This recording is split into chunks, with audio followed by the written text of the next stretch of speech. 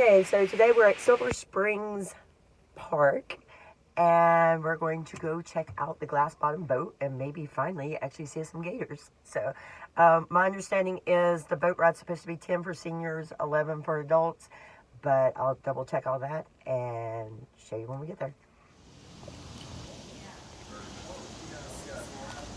$2 a person.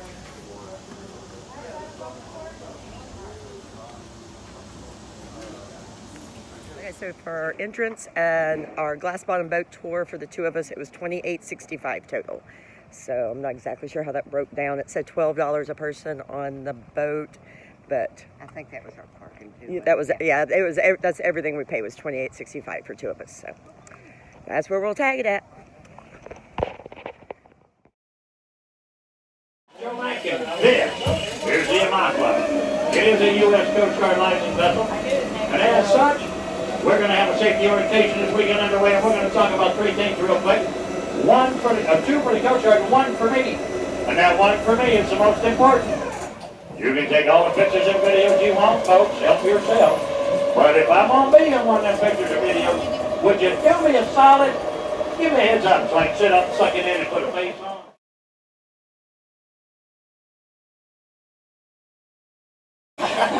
It ain't that hard to make it look like Jabba the Hutt, but let's not say we did. I'm already sucking it in. For the Coast Guard, we talk about two things. One is medical attention. Here's that facility rides in Vermont Hops, giving a couple weeks. The water temperatures are brisk, 72 degrees Fahrenheit. Now, if you ride a metric or you drive a Prius, that's going to be 22.5 degrees Celsius. It all comes out of the ground in things we call spring vents. And I got one coming up underneath my glass. There's a gray slab coming up underneath there. That slab is actually, I call it the tongue of the Spring of Stars. Now, they call it the Spring of Stars because dignitaries and people who are full of themselves, usually Jaguar fans, they'll come over here, sit here for a minute, and they go back to the tongue. Y'all ain't going back that fast.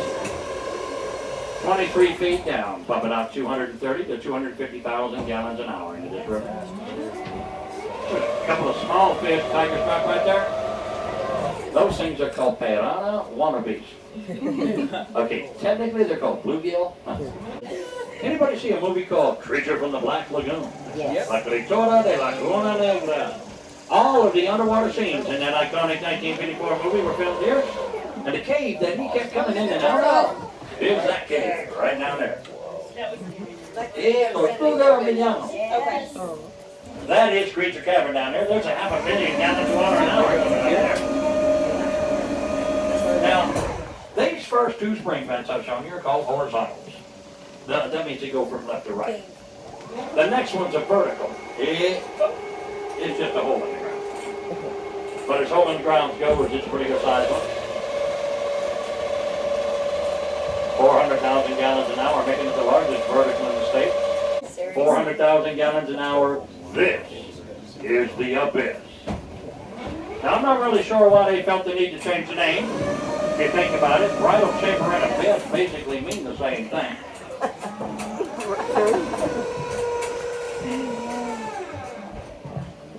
Two divers actually went down in that crevasse back in 2013. It's 81 feet deep. Now, it's not as precarious as it looks. You get out about 20 feet, and it slopes over to the right and opens up into a huge chamber down there, 39 feet in diameter. The divers come in here once a month. They do things like clean the glass on the bottoms of our boat. They'll do the relics, the wreckage, and the statues. The wreckage they touch up, you see some of it down there, that wood. That's part of a barge that caught fire back in 1866 when this place was a lumber center. They also do something else here that's quite awesome. They pick up trash. That's Bird Island on my right. You'll see there's a couple of red flowers stuck in there a little bit. They have a Latin name, or something cardinalis. The purple ones are called a pickerel weed. Back in that lagoon back up in there, you'll see some turtles on them logs back there. That's the red and yellow-bellied sliders. We call them cooters around here. We have a festival that honors them things every October. In fact, this month, 3 weeks from now, this weekend, 3 weeks from now, they have the festival in Inverness. It's called the Cooter Festival. It's at Cooter Park on Cooter Pond. Soup du jour is cooter. Y'all know we call them logs, them turtles are on? There's a couple of them back there. There's one right there with one turtle on it. Y'all know we call them logs? Logs. No, they're not called logs. Well, they are, but sense of humor. I can come on the log if I want. Shell station's better though. I do with that one. Yeah, it's better than turtle log. Off to the left on that log, because see there's no turtles on it, that is a female aninga. The straight pointed beak identifies it as the aninga. If you look at the throat color, you'll see it's a tannish brown color. That indicates that it is the female. The male of that genre is all black. Now, for those of you who kayak, one thing I can say is that the park's been around for 158 years, 53 years. No guess that this park has ever been bitten by an alligator. None. That we know of. No. They didn't come back to tell you about it, right? So when they get bit, they would never guess. This is the Springs of Life. Denial. We call it that because of the 123 springs in the river, 41 of them are in this lagoon. Now, 40 of the 41 are not volume producers. They don't put out that much water. I want to take you over a few of the smaller ones. That way you appreciate the larger one when I see it. Show it to you. There's some gray areas and white areas down there. Those are all spring vents. And you got to work hard, but there is actually some movement of the limestone particles around them indicating water flow, but not very much. Water flow, that is. Now I'm going to show you one that does put out a lot of water. On the way, I want to show something else on. We call it lumber. It's actually 18 pieces of wood. They make up a 63-foot long dugout canoe. Now the best part about that is not its intended use, 63 feet making it royal or ceremonial. That is awesome. But its age is phenomenal. It is somewhere between 590 and 620 years old, indicating that it is not Timucua or Seminole, it is Timucua. The Timucua were Native American tribes that lived here, some say as far back as 1,100 years ago, all the way through a year we do know, 1821. That's the year that Spain evacuated Florida. When the Spanish left the Timucua, they decided to leave with them. They've been fighting the British and Americans for a little over 300 years. And, well, they left with their only friend and ally. They immigrated to the island of Cuba and then assimilated into the population, making their bloodline as a race of Native Americans go extinct. That is not, however, their claim to fame. Their footnote in history is what they accomplished in the early 1500s, when they took the remnants of 11 tribes of Native Americans and runaway slaves and built the most powerful entity here. And they called themselves the Seminoles. Took us 2 seconds to butcher that up and start calling them Seminoles. And they were all powerful here through the year 1830. We'll touch base on them in a little bit. And no, that was not the last year that the Seminoles won a championship. Y'all know who the Florida State Seminoles are? Anybody know how they officially got their name? Oh, it's boat school. That's like home school, but you're stuck on my boat. Back in the early days of the school, the president of the university negotiated for the price that they pay to call themselves the Seminoles. Every Seminole native that graduates high school gets a full boat scholarship to Florida State. I'm told to date that 1,124 members of the Seminole Nation have participated in that program. I'm also told that that's how Elizabeth Warren managed to get one of her. Never mind. Here's number 41. It's a turtle. That would be a spring. It is a magnitude 1 spring. Starts at the bright white you see down there and goes all the way alongside that crevasse you see between the rock slab and the landing. 100 cubic feet of water a second translates to 743 gallons every second. Oh, there's a big one up on the rock. Well over 64 million gallons or more every day. Swimming. That is a lot of water.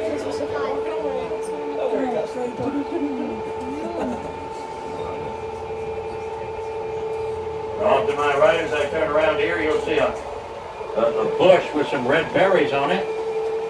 That is the doe and hollyberry. I call it the fun bush.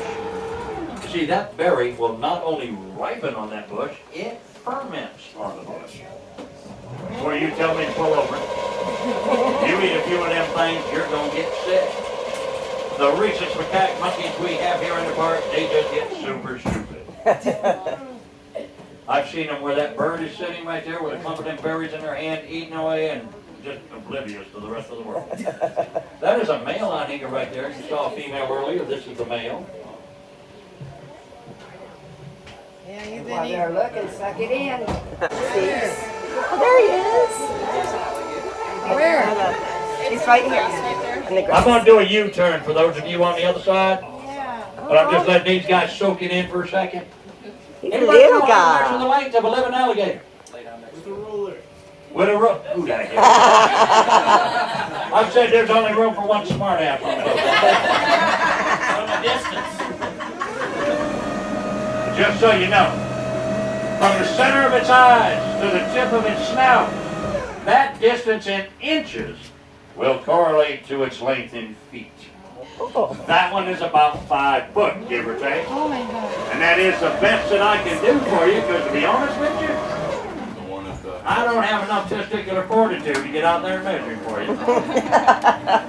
I get a good picture. I got some video of him, but get a picture. See, I would stop a tree right in the water right ahead of me, and I would have run into it with my motor, and then the feet fell up in the front, would have had to paddle the boat back to the dock. Anybody want to pet that alligator? I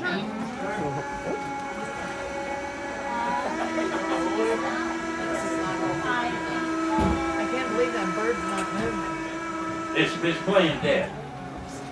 No. If that alligator was in feeding season, that bird would not be there. They feed in cycles. We call them seasons. If it's not feeding season, they're not running. The biggest one we have here in the park is a 14-footer, that wide. They grow 90% of their adult length in the first 10 years of their life. I don't think I got a good picture. As I back out, I want to talk about those rhesus macaques as I back it into the river. Did you get the gator in your selfie? I'm not sure. I need some eyeglasses. Back in 1938, this park was privately owned and operated. The operator at the time was a gentleman named Colonel Toohey. Colonel Toohey liked Colonel Sanders, not Colonel Clinton. Well, Colonel Toohey decided he was going to open up another attraction here. He went down to Raccoon Island, built habitats and feeding stations for a dozen of the rhesus macaque monkeys. Put them on the island and backed away. And as he backed away, lit him a cigar and then popped a cork on a bottle of champagne to celebrate. That popping sound startled them monkeys, and they swam off the island 83 years ago. In that time frame since, they've grown massively in population. There's over 3,000 of them in the Central Florida area, and that's just Central Florida. They're as far north as Okefenokee Swamps, as far south as Bradenton, Sarasota. They've got them on the East Coast, got them in St. Pete. They're all over. And of that number, there's a little over 700 in the Forest Run, which is from our dock into and including the Ocala National, about 8.5 mile stretch. There's 700 of them there, and 178 call the park home. And I hate every single one of them 178. I started driving these boats 4 years ago. Back in 2016, I got in a motorcycle accident, and the union said I had to go through 2 years of physical therapy. Well, 6 months in, yeah, I was going nuts, and I walked onto this job. And in fact, when I was done with my physical therapy, I kept the job. Big pay cut, but still, I love coming to work here every day. First week on the job, I go into that lagoon right there. One of them monkeys jumped on my boat. I have jumped out of planes. That bugger jumped on my boat. My inner 3-year-old girl jumped out. I'm not fond of them things in the slightest bit. Now, they're not violent victims, that's not the problem. The biggest problem we got, we call them feces flingers. Oh. I'm not fond of being flung upon. What kind of monkeys are they? Rhesus macaques. R-H-E-S-U-S macaque. There's a troop of 35 women live on the island over here behind me. That's about a 3.5 mile stretch. There's a little over 60 of them that live in the woods, about 400 yards out of the way. If you happen to see one and they're in a 3-point stance like a defensive lineman, run. That empty-handed loading up and y'all need to go long. They're as accurate as Tom Brady for the first 20 yards. And I'm talking deflated football Tom Brady. If you look carefully up at the dock right there, you'll see a few of what we call the indigenous tourists. We get them by the buffalo around here. There's a sidewalk that goes from here to our dock. It's about an 8 to 10 minute roller scroll. It's a hardball bat. It's awesome. A lot of info, placards, displays, and whatnot. And a few forks in the road, too. One of them takes you up that big old pole barn building you see through there, known as the Black Bear Pavilion. They call it that because back in the day it was a 3,000 square foot chain link cage that housed black bears. There ain't none of them there no more. They relocated them to the southeast corner of the park, but they now have 3,000 acres. They're a whole lot happier there now than they ever were here. There's a whole lot more of them, that's how we know. During the Civil War, the Confederacy had several fortifications on the river, and this was one of those fortifications. Back in 1926, the last vestiges of the Civil War went underwater in a sinkhole that made this lagoon twice the size it used to was. A lot of turtles over here, Lex. Yep, and I'll show it to you in a minute. There's a fish sleeping down there. See it? That is a bowfin. Down there. Up northeast, they call it a mudfish. In Louisiana, Mississippi Gulf Coast, they call it a shoe pig. That dock right there used to be 4 feet above the water. Now it's about 8 feet under. Sinkhole in 1926. The tree that gave it its name is going to be coming underneath my glass here in a second. And underneath the tree is an old boat. The second generation glass bottom boat here at Silver Springs. That particular style boat down there was in service between 1885 and 1910. Off to my left is another shell station. Now, if you notice on the left, you'll see a few turtles look like they got chia pet stuff on them. That's actually the algae. Off to the right, you'll see one that's got kind of tan going on. That algae is kind of dry on that turtle. As it dries, it becomes a tan color, and once it does dry and he gets in the water, a lot of that algae will rinse off.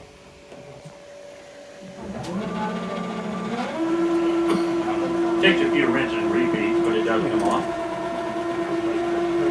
Now the big one. Turtles. Quick geography lesson as I get back out into the river. The river itself is 5.7 miles long. It flows east in direction down through the Ocala. Then north 57 miles as the Ocala, the water travels to the Florida Park now. Then it hangs a right, goes east 28 miles up into the St. Johns River. North again up into the city of Jacksonville, where this water eventually goes out into the Atlantic Ocean. 25 and a half hours from now, this water we're on right now will be at Naval Station Mayport. 102.2 miles as the paddler goes.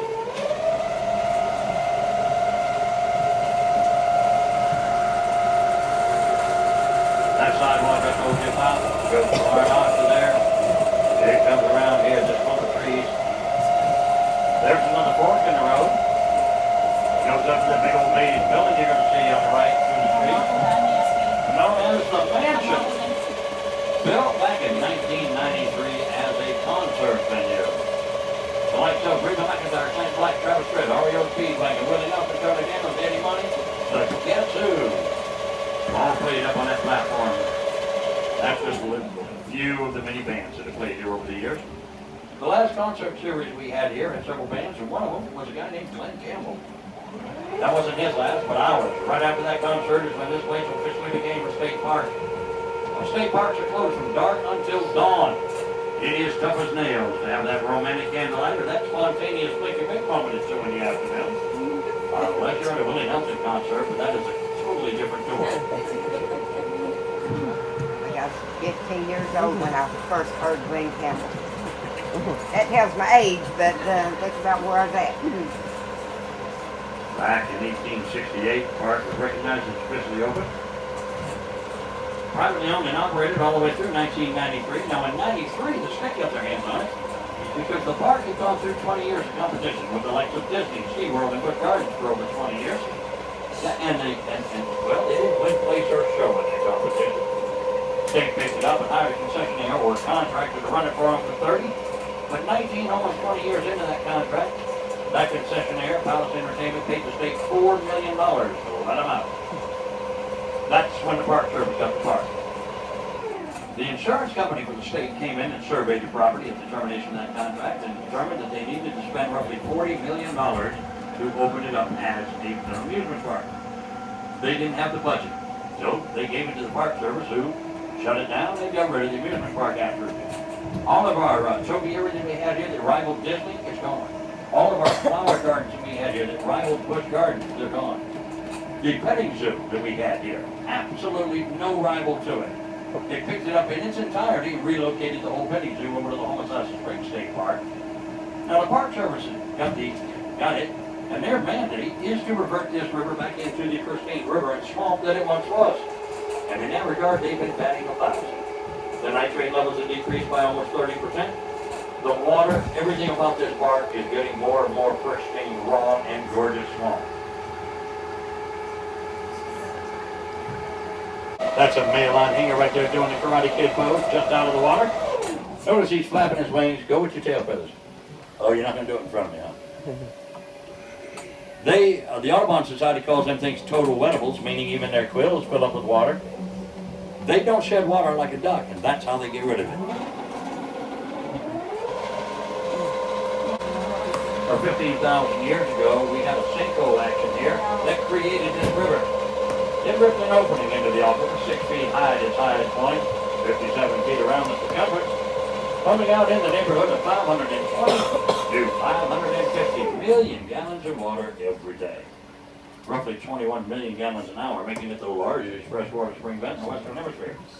Dude, that's a lot of tilapia down there. See them big bug eyes that Kim Kardashian left?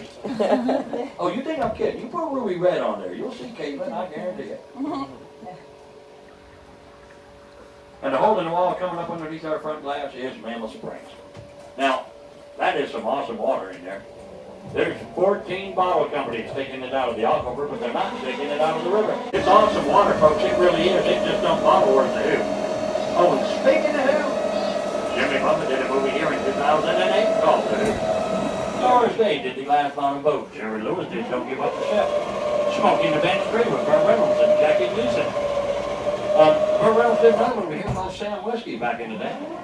Tom Cruise did Scenes of the Legend here in '85. 6 of the Johnny Weissmuller Tarzan movies filmed here.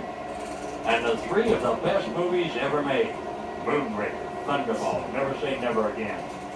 Bond, James Bond. In Moonraker, James Bond wrestled him a big old anaconda snake, and he did it right down there. I know that because them 3 statues right there were in that movie. The statues themselves were not put here for the movie. They were put here for a TV show called I Spy with Robert Culp and Bill Cosby back in 1967. When I started working here, they told me that statues were actually named after the Greek gods. Zeus, they said, Hades, and Thor. They told me Thor, I knew they didn't know Greek mythology, so I could name them. That one you see bending over backwards down there, that's Bill.